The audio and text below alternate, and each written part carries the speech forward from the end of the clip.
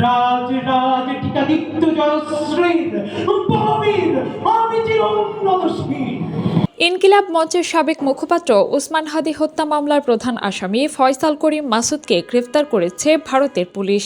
রোববার দেশটির পশ্চিমবঙ্গ প্রদেশের পুলিশের বিশেষ শাখার সদস্যরা তাকে বনগাঁও সীমান্ত এলাকা থেকে গ্রেফতার করেছে। পশ্চিমবঙ্গ পুলিশের বরাত দিয়ে ভারতীয় বার্তা সংস্থা ANI এর এক প্রতিবেদনে এই তথ্য নিশ্চিত করা হয়েছে।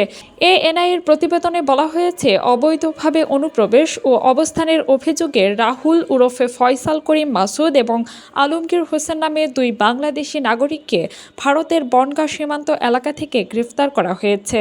পশ্চিমবঙ্গ পুলিশের স্পেশাল টাস্ক ফোর্সের সদস্যরা রোববার তাদের গ্রেফতার করেছেন।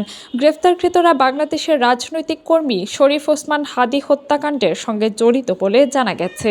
তথ্যমতে 12 ডিসেম্বর রাজধানীর পল্টন এলাকায় মোটরসাইকেলে আসা হেলমেট পরিহিত দুর্বৃত্তরা ইনকিলাব মঞ্চের মুখপাত্র হাদিকে গুলি করে এবং এতে তিনি গুরুতর আহত হন। তদন্তকারীদের মতে হামলাকারীদের মধ্যে একজনকে ফয়সাল করিম মাসুদ হিসেবে শনাক্ত করা হয়েছে।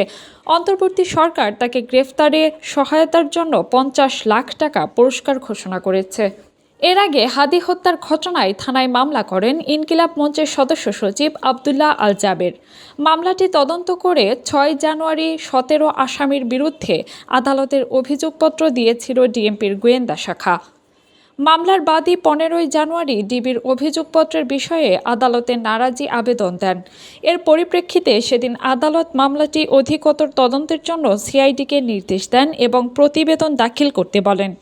তবে এ মামলার তদন্ত প্রতিবেদন দাখিলের সময় 6বার পিছিয়েছে। কাজী মিম, আপন দেশ, ঢাকা।